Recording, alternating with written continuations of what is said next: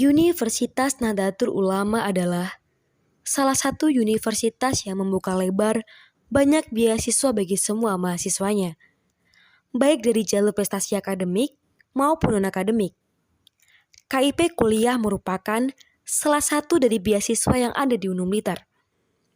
KIP Kuliah Merdeka adalah program pemerintah untuk menyalurkan bantuan kepada mahasiswa.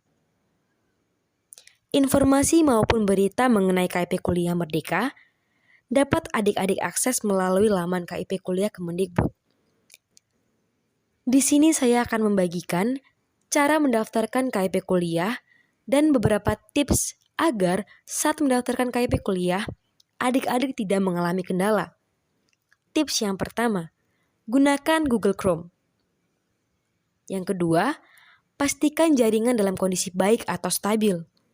Yang ketiga, pastikan NIK nomor induk kependudukan dan NISN nomor induk siswa nasional tidak salah satu angka pun.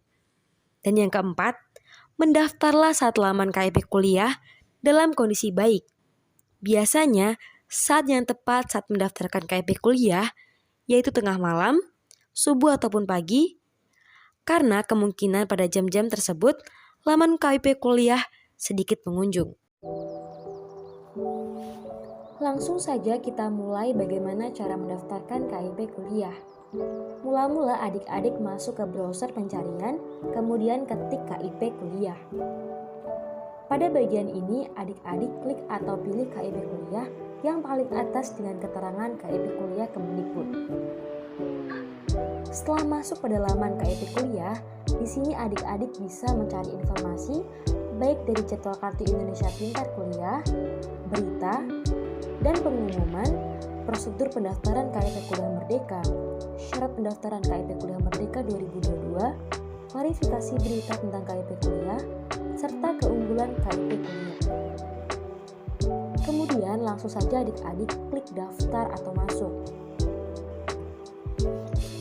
Tolong adik-adik perhatikan dan baca terlebih dahulu ketentuan yang ada pada kolom warna biru. Harap diperhatikan, pendaftaran akun KIP Kuliah 2022 diperuntukkan untuk siswa lulusan tahun 2022, 2021, dan 2020 yang belum terdaftar sebagai mahasiswa aktif di perguruan tinggi. Yang mana artinya, adik-adik dengan lulusan tahun 2020 ke bawah sudah tidak dapat lagi mendaftarkan KIP Kuliah. Langsung saja untuk adik-adik memasukkan nomor induk kependudukan atau NIK. NIK ini berada di KTP adik-adik. Jika adik-adik belum memiliki KTP, biasanya letaknya ada di bagian baris data diri adik-adik yang berada di kartu keluarga.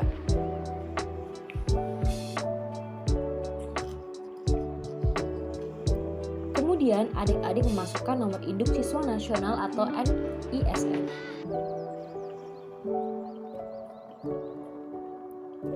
Setelah adik-adik memasukkan NIK dan NISN, kemudian adik-adik memasukkan NPSN yang berjumlah 8 angka. Biasanya NPSN ini ada di buku rapor adik-adik. Dan sebagai gebir ada di ijazah adik-adik. NPSN ini akan mencari secara otomatis nama sekolah sesuai dengan nomor NPSN yang adik-adik masukkan. Di sini sudah dimasukkan NPSN SMKS Islam 1 Kota Blitar. Selanjutnya, adik-adik memasukkan email. Pastikan email yang adik-adik masukkan merupakan email aktif. Setelah adik-adik memasukkan NIK, NISN, dan NPSN, serta alamat email yang benar, adik-adik langsung saja klik proses selanjutnya.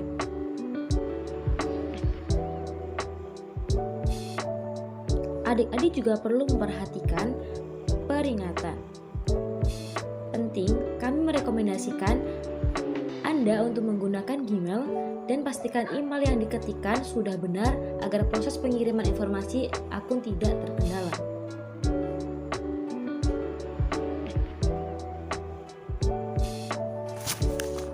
Jika terdapat tanda merah atau adik-adik tidak dapat masuk kepada proses selanjutnya, berarti data yang adik-adik masukkan ada yang salah. Di sini tertulis bahwa email adik-adik salah dalam penulisannya.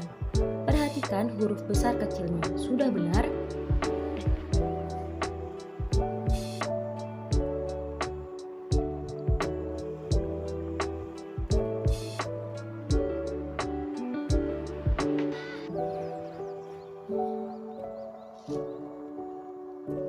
Setelah itu adik-adik pastikan lagi tidak ada salah satu kata pun atau kurang, kemudian kita klik proses selanjutnya.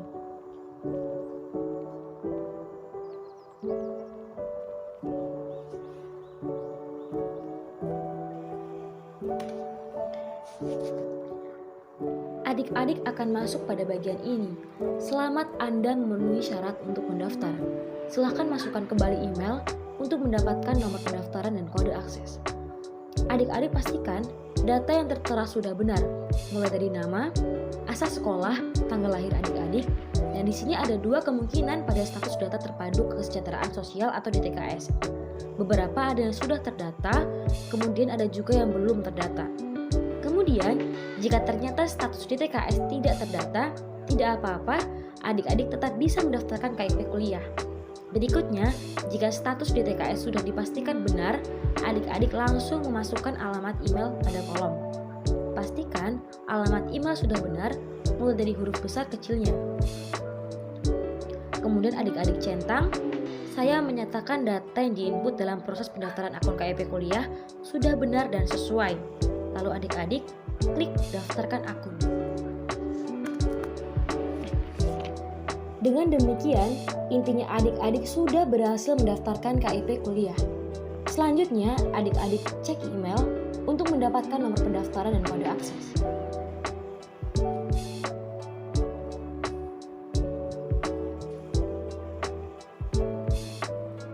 Langsung saja adik-adik masuk ke email.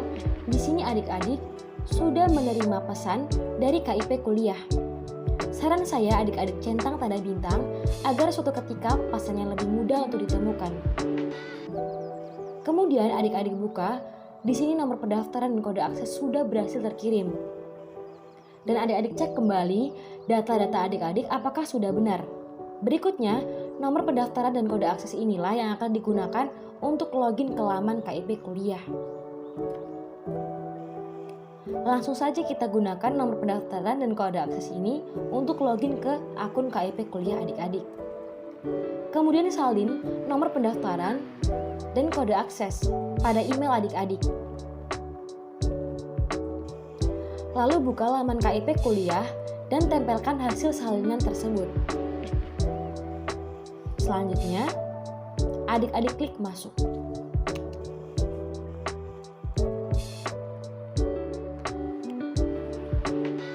Dengan demikian, adik-adik telah berhasil mendaftarkan KIP kuliah. Di sini, pada bagian ini adalah contoh dari akun KIP kuliah adik-adik yang belum terdaftar pada DTKS. Untuk adik-adik yang sudah terdata oleh DTKS, biasanya kolom yang tersedia ada 4, yaitu biodata, keluarga, prestasi, dan rencana. Langkah selanjutnya, adik-adik lengkapi data yang masih kurang dengan cara klik perbarui biodata.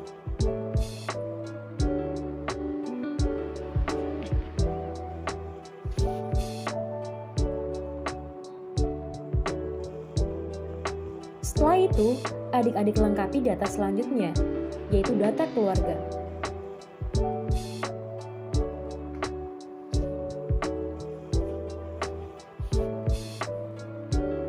Data ekonomi,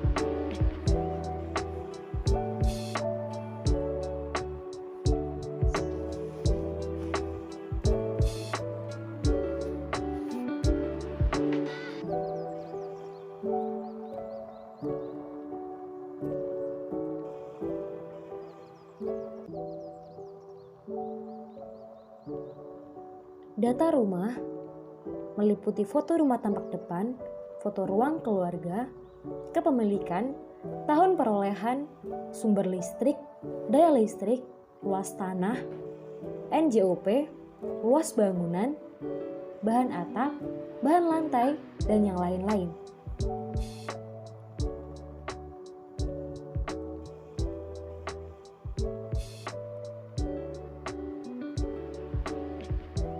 Dan selanjutnya, adik-adik lengkapi data aset yang keluarga adik-adik miliki. Aset di sini memiliki arti sesuatu yang memiliki nilai tukar atau nilai jual. Contohnya motor.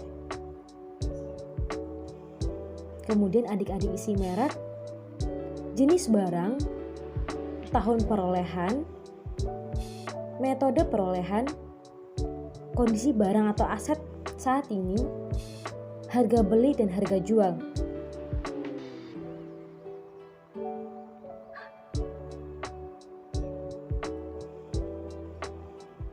Apabila adik-adik memiliki aset yang lain, adik-adik klik tambahkan aset.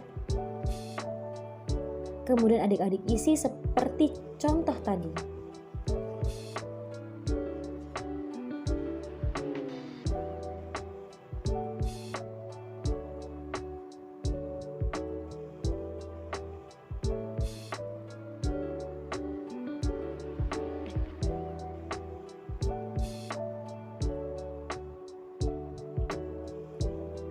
Kemudian, adik-adik isi kolom prestasi. Jika adik-adik memiliki banyak prestasi, adik-adik pilih 3 prestasi terbaik menurut adik-adik, kemudian tambahkan prestasi.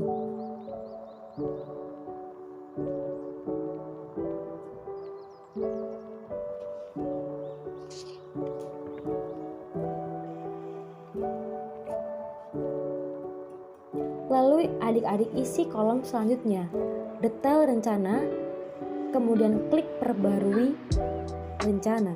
Di sini adik-adik pilih rencana tinggal pada saat kuliah, dukungan keluarga, transportasi yang digunakan saat kuliah, dan biaya transportasi yang adik-adik gunakan untuk pulang pergi menuju kuliah atau kampus.